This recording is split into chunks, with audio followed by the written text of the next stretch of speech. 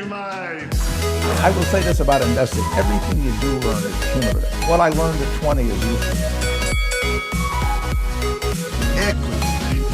Welcome to another episode of Equity Mates, a podcast that follows our journey of investing. Whether you're an absolute beginner or approaching Warren Buffett status, our aim is to help break down your barriers from beginning to dividend.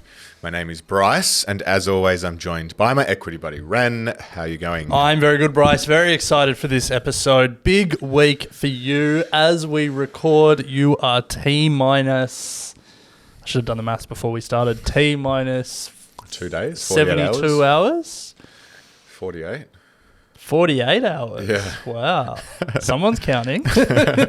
Until what? Oh, yeah. And until you are no longer Mr. Bryce Lesky, and you'll soon be Mr. Bryce Alexander Lesky. Yes, I'll be married, in other words, Ren. That is right. You're going double-barreled, right? No.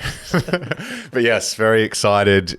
Big weekend coming up. Can't wait to share it with you and all of my family and friends. It's going to be awesome. What I've learnt, the one we like to start with what we've learnt this week from an investing standpoint. What I've learnt from a life standpoint is it's great to be a groomsman because I've done absolutely nothing, but I just get the perks of the week. I know. I was thinking about that last night. I was like wow, the groomsmen best gig. actually don't do a lot. Like in theory, I think, if I was super stressed or needed things, like you're kind of meant to lean on the groomsman or the best man a bit. But I think in theory we're meant to do more organising for the bucks, but the best man just was like not me or nothing. Best man Zilla, he was controlling, which was great for us. We didn't have to do anything.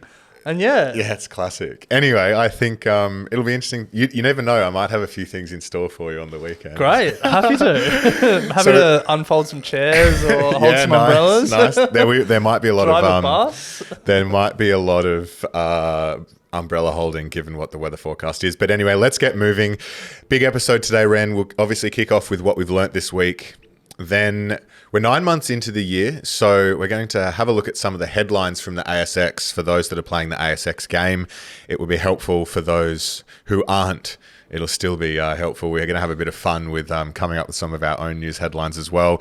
And then the British pound has been whacked. So what does that actually mean for UK stocks? Because some of them appear to be on sale. So let's get started. Let's do it. So as we always like to do, what we've learnt this week. What have you learnt this week? What have I learnt this week? I'm laughing because last week in the Google Doc you had diversification works. Yeah. This week I'm looking and you've just got Lego. I learned how to do Lego. All right, hit me. What have you got? No. Well, my first one is governments can't read the room. Okay. That's my first one.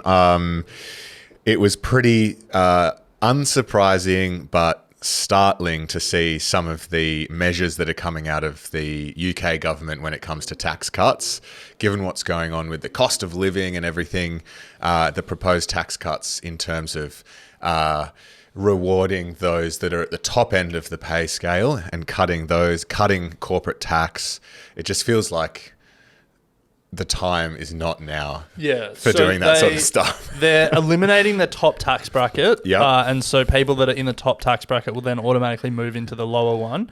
They're reducing corporate tax. And then the biggest element of not reading the room is they're ending the cap on banker bonuses. Yes, scrapping a cap on banking bonuses. It's ridiculous. Yeah. If people haven't seen the effect of that, and it's not just that, like Britain's got a number of problems outside, a number of financial problems outside of that. But the pound got whacked, and then the British bond market has been in so much trouble that the Bank of England had to step in to prop up the bond market because British pension funds were about to collapse. It's nuts. Yeah, it's just like read the room, honestly. So that's what I learned. As I said, it's not surprising, but it's like, come on, guys. Anyway, I did have here Lego though, Ren. If there's one company in the world, one or two companies in the world that I wish you could get access to, because it's not listed, it's Lego.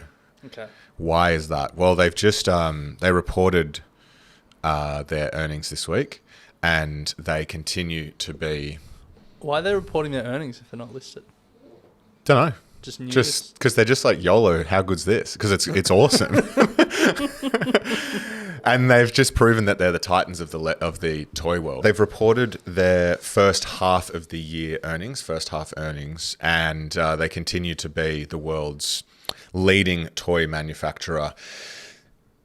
They opened 66 new stores in China alone in the first half of the year and boosted sales by 17% compared to the previous period. And they grew market share in every single one of the regions that they operate in, which compared to what else is going on in the toy manufacturing world is pretty surprising. But what I did find interesting, Ren, was the reason that they've been able to do this, they say, is due to their manufacturing facilities, and their strategy is to manufacture as close as possible to all of their major markets so that they haven't actually been impacted anywhere near as much by supply constraints over the last 12 months than some of their major competitors. And they're about to open a $1 billion factory in the US to continue with this strategy. So, it's pretty impressive. They sell over 100 billion bricks a year. Wow. Yeah. There you go. So that's what I learned. It's not listed though. Yeah. Yeah, it's fascinating what competitive advantages can come from. Like Duplo never... Was that the other one, the knockoff? Duplo, I think so, yeah. Never really got off the ground, but it is just plastic bricks. And they also haven't changed their pricing. They haven't upped any of their No, price. their pricing's stupidly high. This year they haven't. Okay. Yeah. They haven't touched their pricing. Lego is... It's Lego expensive. It's very expensive. Yeah. It's primo. So anyway, that's what I learned. What have you learned? So last week I spoke about how I've set up auto investing. Yes, And I was in the process of setting it up. And we were talking about what ETFs you would auto invest into, and we didn't have an answer. So I have an answer, and okay, we can't speak about specific products, but I'll give you the geographic spread. So I didn't do an all world ETF, just one all world ETF, because it would have too much of a US bias. Yeah.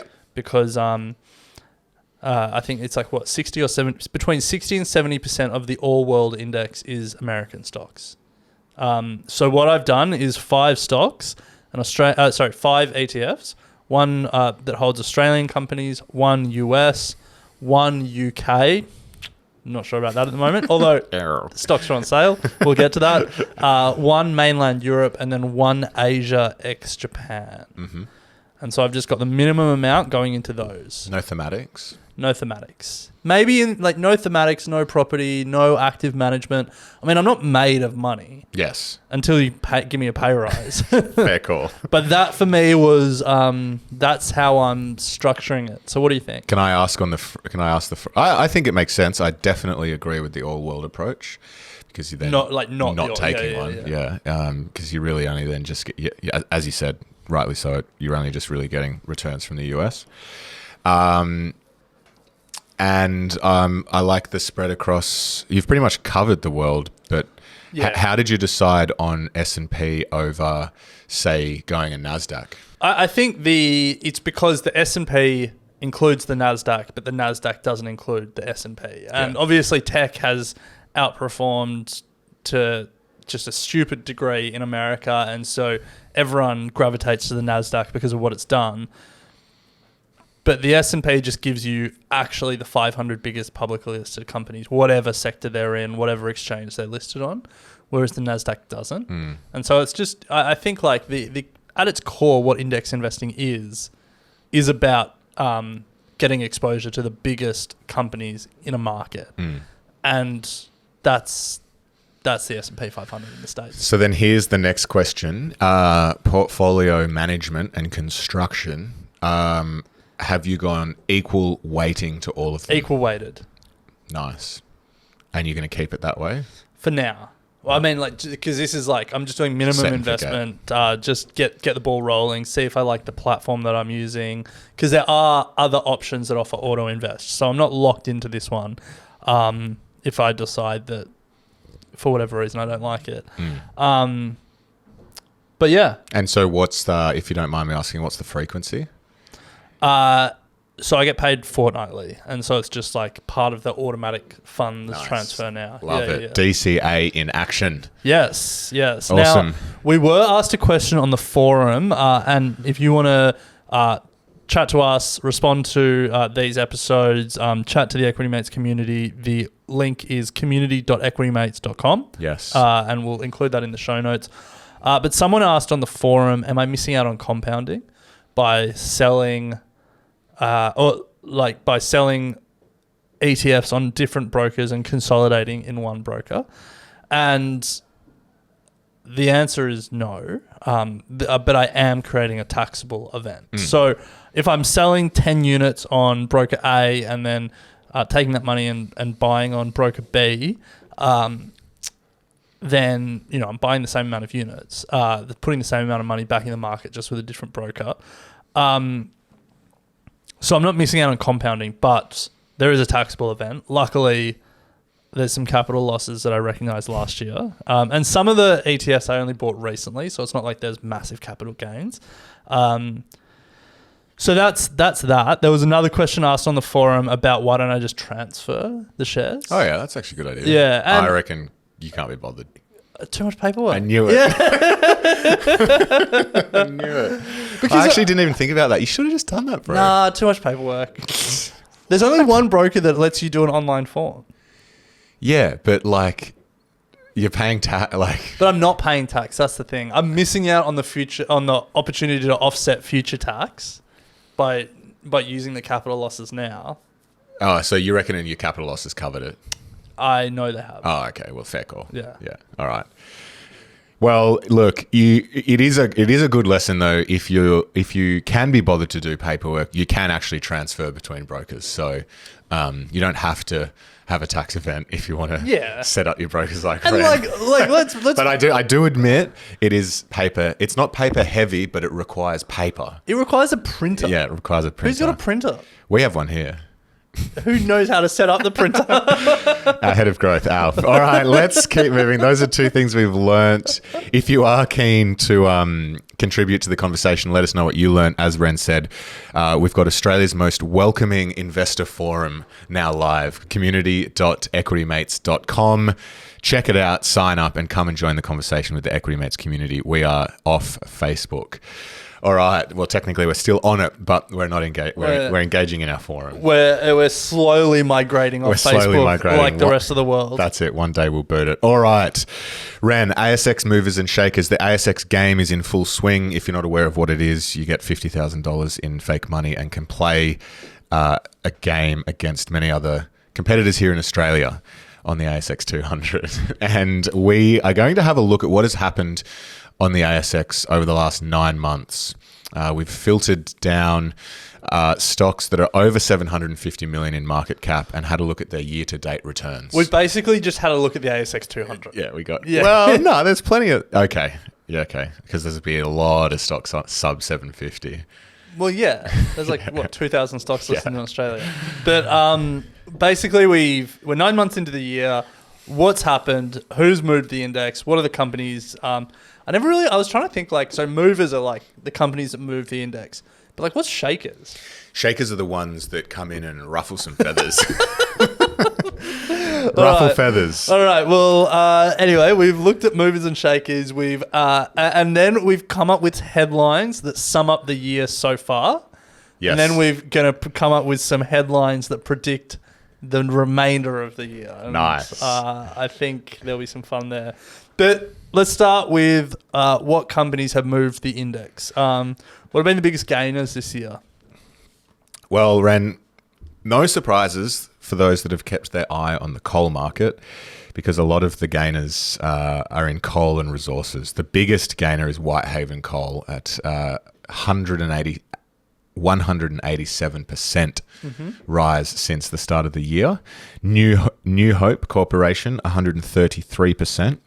Then we go into Core Lithium, up 100%, Yancoal Australia, up 93%, and Stanmore Resources, up 87%. So 4 of the 5 biggest gainers of the year are coal companies. Yeah. Who says Australia is a market of bankers and miners? A lot of people. Do you hold any of those? No. No. So look, I get that the world still needs coal. I get that there's a argument around like access to electricity in India and stuff like that is a human right, and Australian coal facilitates that. I get all of that, but from an ESG point of view, I'm just not going to invest in coal. Yeah. It's just not where the world is going. Like, even forget ESG. It's just like you want to invest in industries that have long runways, and I just don't believe it in coal. And hey, I was wrong this year, but Very short term. someone in our the Apple podcast reviews said, what was it? Like, there's a few moments of woke millennialism. No, your ESG dog whistling. ESG dog whistling. Well, hey, if I could whistle, I'd be doing it right now. Shout out. But yeah, to look, that's just my personal view. Like, I hold some companies that would not pass ESG screens, but coal for me is not one of them. Yeah. Well, for those that have held or have, we've had a few experts come on the show who've definitely spoken about their investments in coal and have obviously done quite well. So that if it is for you, then full credit, 187% return in a year where we're down plus 10%, 20%. Yeah. You can't complain with that. So absolutely some big winners. How about shakers or losers? Yeah, so I think the biggest loser this year is, there's an asterisk next to it, Tabcorp Holdings, but they split out their lotteries business. So I think that's just a quirk in the data. Tabcorp, if you held Tabcorp and somehow missed out on the lottery shares, you'd be down 82%. But that's why that's down so much. So strike that from the record. The biggest 5 losers this year: Megaport down 61%, Chalice Mining down 60%, Boral down 58%, Domino's Pizza down 56%, and Evolution Mining down 55%. I think the filter would have screwed this, but at the start of the year, it would have fallen in the filter, I think, Ren, and that's ZipPay. How much? Yeah, how much is? Oh no. Zip doesn't have over a $750 million market cap. Now it doesn't, but at the start of the year it would have, surely. Oh, okay, yeah. You know what I mean? Yeah. Like it now it's only got 467 million, but at the start of the year, because it's down 84%, and I'm pretty sure there's a lot. Yeah. So it's been absolutely hammered. Tough year. But anyway, on the filter now, yes, it doesn't, because it's hurting. Yes. Anyway. So, Bryce, there's some of the biggest movers and shakers. Good year for coal, bad year for most other stocks. Yeah. So rather than us just talking about companies and percentages, we wanted to sort of wrap up some of these narratives into some headlines for this year. So let's get into those. Let's sum up the 9 months of the year so far. And the first one that we've already touched on, coal number 1 performer, daylight second. Daylight second. Can't argue with that. Yeah. Yeah. Maybe oil second. Yeah, I was just going to say third. oils. Yeah, oil's pretty close up there. Energy. Natural gas. Lumber. No, lumber's come down a bit. Lumber's come down massively. Corn. Corn was big this start of this year, wasn't it? Maybe. Anyway. Yes, you wouldn't raise an eyebrow if you saw that as a headline. What else have you got? Well, what else have you got? I've got one. Too old, too slow. That's a throw to the recent Cats Geelong team. Oh, okay. We're not doing AFL headlines. I know. Too old, too slow. Central bank's caught napping, now trying to play catch up. Okay. I feel like Why has their age got anything to do with it? it's a headline, bro. It's a headline. People write things in headlines that it's just catchy. Sure. Too old, too slow. And get some youth into these central banks, I reckon. Sure. One from me, Wax no more. WiseTech separates from the pack. Now, Wax was Australia's answer to Fang. It was WiseTech, Afterpay, Appen, Altium, and Xero. They were the up-and-coming tech names of the last few years. Well, this year, 4 of the 5 are down at least 20%. Appen is down about 70%. It's been hammered. Afterpay obviously acquired by Block, but Block down 52%. So they've all been whacked, except for WiseTech. It is down, but it's down 10% rather than plus 20%. So is WiseTech starting to set? We saw Fang break up a bit. Netflix got left behind. Maybe WiseTech is pulling ahead at the moment of the wax. I would say it definitely is. Or it's Appen should at least skitch on out of here. Yeah. I mean, Xero is still a great company, but it's down. Well, I mean, we use it and we think it's great for our business. It's down like 40%. Although I did see in the AFR this week that a couple of guys have raised a fair chunk of cash to build a competitor to Xero. Well, there's heaps of competitors out there. Name one. Intuit QuickBooks. Nah, not as prolific here in Australia. That's an American company. Yeah. Yeah. But this is Australia first. That feels like a really arbitrary distinction, but okay. Anyway, I've got another one, Ren, and please. this is in line with your call. I've got energy, the most obvious trade of the decade so far. Okay, up 45% this June. If it was so obvious, why didn't you do it? I'm not a trader. I'm an investor. And you hate money or something? well, why aren't you investing in coal? ESG. Oh, you hate money? Yeah. I think, look, this is what I say this in hindsight. Like, was it obvious that Putin was going to invade Ukraine? No, and but I feel Western sanctions would dry up the energy markets. I feel like if it was obvious, you could have given some people a heads up. I feel like I should have been. I feel like that's not a hard line to draw, is what happened with Putin and Ukraine, and then what's going to happen to energy markets. I feel like that should have just been. Oh, you're saying like, once the invasion happened, we should have realized that Western sanctions would target energy. Yeah. Like I feel like in hindsight that should have just been an easy line across saying macro bang. Anyway, I'm harsh on myself. I mean, there's so many ifs, ands, or buts there. But you know what I mean. But hey, you're the headline writer, so... That's it. All right, what do you got? Quality is on sale is the headline, and then subheading... Well, I didn't know we were doing subs. Subheading, here's a few companies down more than 20%. Macquarie, West Farmers, Goodman Group, REA Group, the ASX, and Xero. ASX, yeah. No, I love this one and have certainly taken advantage of some of these. I'm not going to name names, but love it. Yeah, there's some... Great time. Like, what their fair value is, that's for you to do your own work on, but there are some high-quality companies that are cheaper than they were at the start of the year. Yeah. Yeah. To close out, Ren, the only thing that was transitory were the green numbers in my portfolio.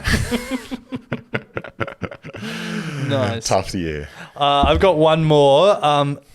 Headline, Stop Gambling on Ethics. Subhead, both casino operators get raked over the coals around Australia. Yeah. It's been a bad year to be a casino operator. Star, they had a commission in Sydney, and the recommendation was they lose their license, and then Crown, they had commissions WA, Victoria, and New South Wales, and same recommendations, and they did. Well, they obviously got sold. Well, they are getting sold. Bad year to be a casino operator. Yeah. It's still going for them. But, and to be honest, it's not about the year. It's about the operators. Yeah. Yeah. Yeah. All right. Well, let's.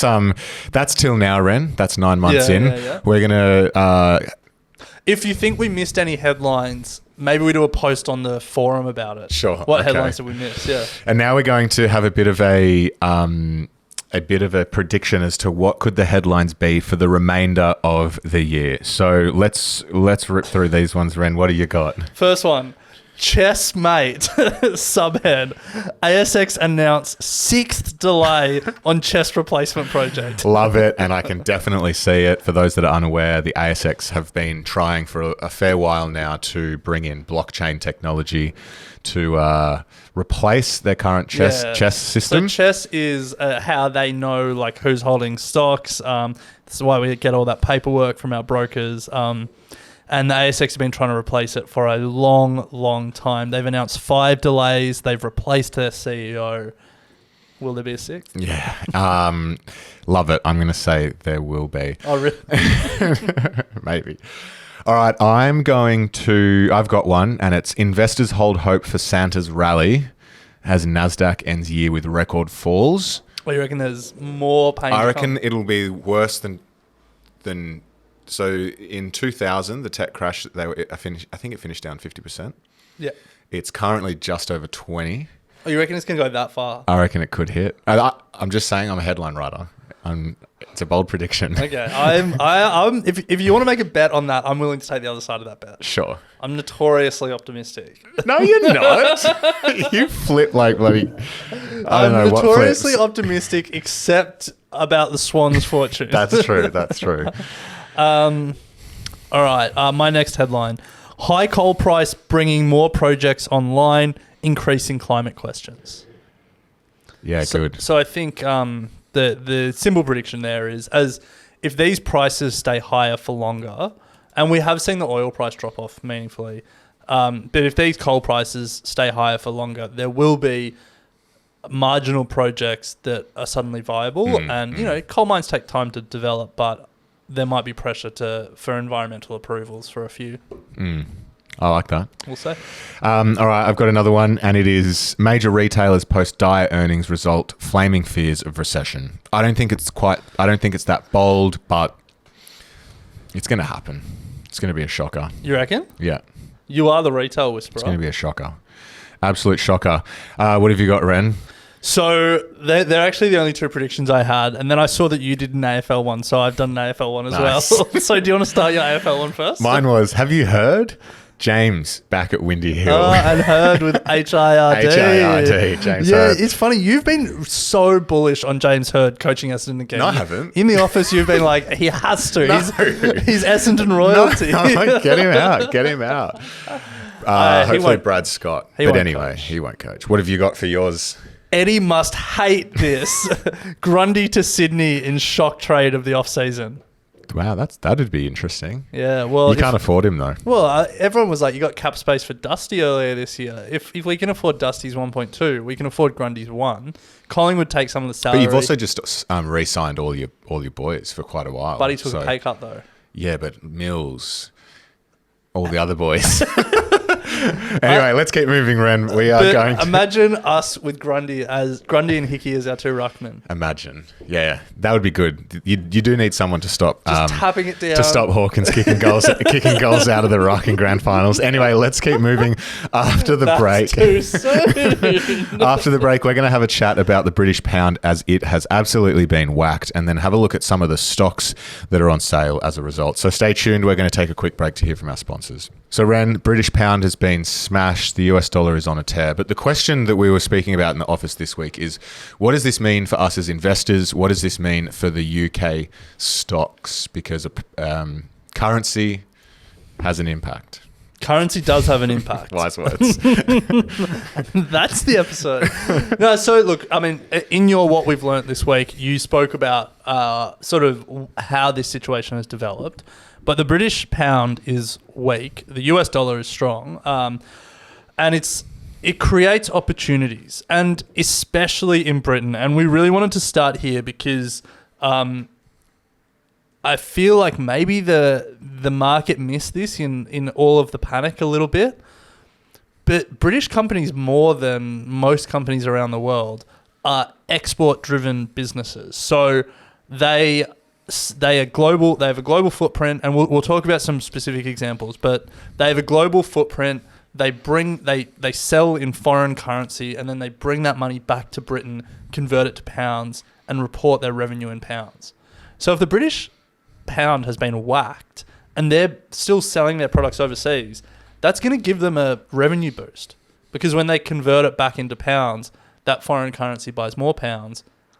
Good for revenue. Hike the bank accounts. Yeah. So I think if there was one economy that you would look to when their currency got whacked, that they might see a revenue bump, it would be this one. Maybe the US as well. But I think we were speaking to Kerry Craig from JP Morgan Asset Management, and he made the point that 20%, so of the Ftse 100, the 100 biggest UK listed stocks, only 20% of their revenue comes from the UK. 80% of it comes from abroad. That's pretty big. It's pretty significant. Yeah. So that's I think that should be the starting point for this conversation when we say, are there opportunities to buy in Britain when the pound is weak? Because not only are you getting a cheaper share price because your foreign currency can buy more British stocks because they're priced in British pounds, but also the British companies that you're buying might be getting a revenue-free kick from the weak pound. So it's actually not all that bad. Well, I mean, it's pretty bad. Like, things aren't great in Britain at the moment. No. But as opportunistic capitalists coming in from abroad, we have opportunities. And do stay tuned, because next Thursday, the 13th of October, is when that interview with Kerry Craig comes out from JP Morgan Asset Management, and we cover a lot of what's going on in the macro environment, including currency. So, but Ren, we're here to discuss some of the specific stocks. So let's start by just taking a look at the Ftse 100 for those that haven't gone under the hood before, to get a sense of what is in there, because there are some pretty significant global companies. All right, so let's take a look at the top 10 companies in the Ftse 100. We've got Shell, AstraZeneca, Unilever, HSBC and Diageo, and then BP, British American Tobacco. You always forget about that one. Glencore. You don't forget about that one. Classic. Knew that set up from a mile away. I actually finished the top 10 and then I've got an aside. Glencore, Rio and GSK. Glencore, yeah. Surprising they're still in there as well. Why are you surprised by that? The world's Dodgy Doolittle. World's biggest mining company. Yeah, Dodgy Dodgy Doolittle. Doolittle. Allegedly, let's not get sued. Allegedly Dodgy Doolittle. Yeah. An aside about British American Tobacco, I came across an investment thesis, 60 pages based on vaping, and an investment thesis for one company based on vaping. Do we want to do an episode on that? Nah. Oh, I thought it was interesting. What do you mean? Like, why? What? Like, as in the bull case for vaping? No. Like a stock that they have made an investment thesis for based around vaping. If it's not a tobacco stock, then I'm it's happy Philip to do Morris. It. Yeah. There you go. Anyway, I thought it was interesting. Well, I mean, it's a pretty straightforward. It's a pretty straightforward thesis. If we're not gonna do an episode on it, let's push to the forum. I will share the full 60-page slide deck on the forum. So if you're interested... Surely it's just nicotine is addictive. We're giving it to young people. Philip Morris. 57 pages of disclaimers. Anyway, I thought it was Anyway, Ren, so those are the top 10, but that doesn't answer the question around, is there anything of value? Is there anything in there that is on sale? So can I, before we do that, look at that top 10 for a minute. Yeah. It wouldn't pass an ESG screen. No. Oil company, pharmaceutical company, massive consumer goods company. Alcohol. That has some controversies. Investment bank, alcohol, oil company, tobacco company, mining company, pharmaceutical company. Yeah. Well, it's not called the ESG index. That's the ESG dog whistle. You just got to keep doing them. All right, let's keep moving. So, so my question was, that's the top 10, but how do these rate in terms of the original question, which we asked ourselves around, are there any stocks on sale? Is there any value in this? So looking at value, some of these British stocks are trading on stupidly cheap PEs. Shell, 5 PE. Thought you'd be more interested in that. Rio Tinto 4.6, Glencore 4.1, Lloyd's 6.4, Barclays 4.9. I mean, they on paper they seem cheap, but like, is it? And you might not have the answer, but I always question where that sits in terms of industry, in terms of their average PE. You know what I mean? Like, is a 5 for Shell within its average PE ratio? Dude, it's a 5. Yeah. No. What is it normally? Well, I don't know, but I think a key reason is that price to earnings, the earnings is trailing 12 months. Like the earnings is backwards looking, whereas price is forwards looking. Yeah. And so Shell has just come off a bumper profits season. You know, oil companies have had super profits, but the oil price is down. So, yeah, the market's forward looking. True. Yeah. But still a 5 PE. Yeah. But that's the problem with PE. So, but I guess there's some options. Like if you just want to say the simplest valuation metric, what's cheap. But then we were doing some research. We were looking at we found a few hedge fund letters from UK hedge funds. A lot of them still invest in American stocks. Yeah, it's classic. But we also found some conversations on Twitter that we thought were interesting. Someone asked, actually, you know what? I'll share the hedge fund letters on the community forum as well. Sure. I'm going to have to remember to share a lot of stuff on this forum. But we found a tweet. What are some competitively advantaged UK businesses that are trading at interesting valuations? Interesting. And so we found a few names. We're going to pull them out. We'll talk about what they do. Important caveat, we haven't researched them as investing options. These aren't advice. These are just expanding your knowledge of what's out there, because there are some interesting companies and then one very funny one that I want to finish with. Okay. Well, let's start with perhaps an obvious one that we've already touched on, and that is British American Tobacco. So this was overwhelmingly the most common response, I thought, in the Twitter thread, which I was surprised by. It's the largest tobacco company in the world based on sales. Wow. So, okay. Yeah. Still have 400 full-time employees in Australia. Would you believe it? I would not believe that. I would not believe it either. That's okay. Surprising. Yeah. Was there any commentary around why? Is it purely just a valuation play at the moment for these guys? Yeah. Yeah. And tobacco companies just print Keep free churning. cash flow. Yeah. Despite less and less people smoking. Yeah. Well, we spoke about at the top, Ren, some of these companies that are listed on the Ftse, the global reach that they have and sales around the world, and probably no better example, well, other than British American Tobacco, I guess, but Diageo was another company that appeared on the list. The ticker is DEO, one of the world's largest, if not the world's largest. Owner of alcohol brands, some of the most popular alcohol brands in the world.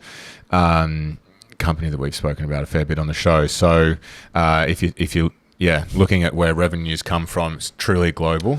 We did a live show on the alcohol industry, and the overwhelming takeaway is there's like a few giants that everyone seems to invest in, and this is one of them. This is one of them, yeah. To the point earlier about a lot of these British companies selling outside of Britain and then in doing so pulling in foreign currency.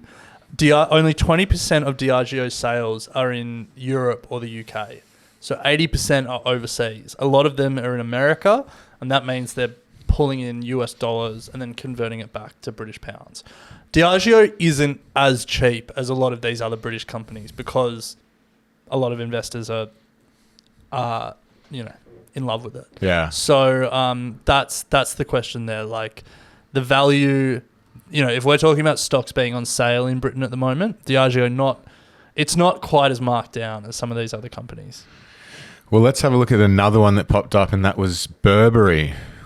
Have you ever shopped at Burberry? I'm not a big fashion guy, as you know.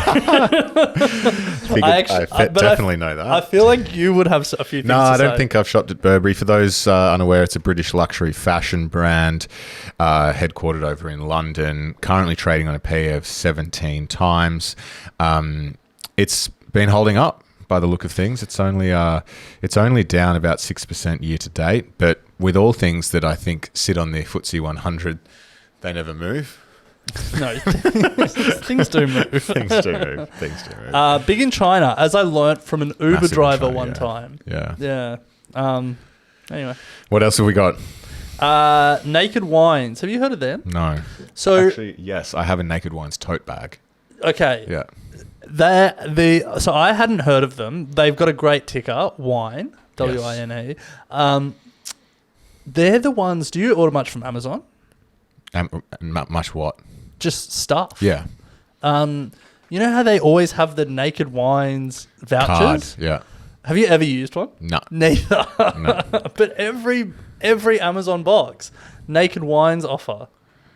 Anyway, I thought that was interesting. That It's not. It's UK. It's UK. Yeah, we're talking about Britain. Yeah, but for some reason I had in my head that it was Australian because it's so present here. But anyway, it's obviously British companies bringing revenue there in you go. overseas. Yeah. I've definitely used it. Anyway, let's keep going. Another one that came up a few times in these conversations, plus 500. The broker. The broker, CFDs. Yeah. Feels like a lot of CFD brokers come out of the UK. Do you notice that? IG, plus 500. CMC. Are they UK? I think so, yeah. They're European. Ah. Weird. Yeah. Anyway, Plus is their ticker. Greg's, Ren. What's Greg's? GRG. It's a bakery. Oh, really? Yeah. It's just funny the things that you come across. I came across it and I was like, do we have a listed bakery in Australia? Baker's who owns Delight, Baker's Brumby's, Delight? Yeah. I don't think we have a listed. They're not listed. They're not solely listed. I'm sure Brumby's or Baker's Delight is surely owned by one of the retail groups, or I reckon they would be not owned by a listed company. okay. Let's find out. Family owned or No, like private equity owned. You know, like who owns Fitness First? A private equity chain. yeah. Oh no, Baker's Delight, family owned and operated. There you go. Good on them. All right. Well, then, speaking of food, another one that popped up on the list was Tortilla Mexican Grill Mex, Yeah. which is British's Guzman. Britain's Guzman. Ran, I'm getting close to my wedding. I'm losing the plot. Britain's All right, Guzman. well, let's jump to the end. I'll share the Twitter thread on the forum. God, the forum's going to be packed with resources. The last company that I just want to tell you, and it just reminded me the amazing array of options that are there on the share market. Cakebox Holdings, C-Box, the ticker, you heard of it? No. So it has 185 stores and 35 kiosks that sell egg-free cake in boxes. Egg-free cake. Egg-free cake in boxes. That's the business. Niche. It's a £50 million listed business with over 200 locations. The founders don't believe you need egg in cake, so they've got a recipe that doesn't have egg in cake. Oh, so it's not a dietary thing. They just don't believe. Well, they're in their investor relations website because, yes, I did some research on it. They say that it expands the market. So all those dietary, people who can't eat eggs are now in their total addressable market. But it's also they just don't believe you need eggs in the recipe. Twofold. Now, I'm not a big baker, but it feels like eggs have long been a staple in cake recipes. But I guess then you open up the vegan market as well and stuff like that. I wouldn't mind trying one. No, you probably still have other ingredients that... Anyway, who knows? Yeah. Cake in a box. Well, that is why we love investing, Ren. Always coming across interesting companies that we would otherwise not come across. Yes. I can confidently say I never would have come across Cakebox Holdings otherwise. That's it. But anyway, that does bring us to the end. We've covered a fair bit of ground. Plenty going on in the ASX. It's going to be interesting to see if our headlines hold true. Do stay tuned. As we said, we've got JP Morgan Asset Management next week with Kerry Craig. This Thursday, we have a huge interview, though, with Brian Armstrong, the CEO of Coinbase. Yeah. Massive interview. We were stoked to be able to get him on the show. He's got some exciting news to share. And then Ren is coming in hot as well. Actually, we've got two massive interviews this week with Richard White, the billionaire founder of WiseTech. Yes. Bit nervous, I must say. It's been a while since I've done a solo interview. You'll be fine. You'll nail it. It could be 2 hours long. You might not come back. I might not come back. So plenty of content this week. Don't forget to tune into The Dive as well. We cover 3 business stories on a Monday, Wednesday, and Friday. And we've also just started doing headlines to keep you up to date with some of the biggest business headlines around the world. There's plenty going on. Heaps of stuff going on. Come over to the forum, see all those resources that I spoke about. Come to FinFest, meet us, hear from some of these experts. Plenty of Equity Mates stuff. We've got 8 shows in the network. Give them a listen. Well, by the time we this got to goes, go get Bryce married. yes, by the time this episode goes to air, there will only be less than 2 weeks until FinFest. So grab your tickets. They're on sale at equitymates.com/FinFest. Now he's just stalling. Yep, Let's go. You got to get married. I gotta go get married. We'll leave it there and we'll pick it up next week. See ya.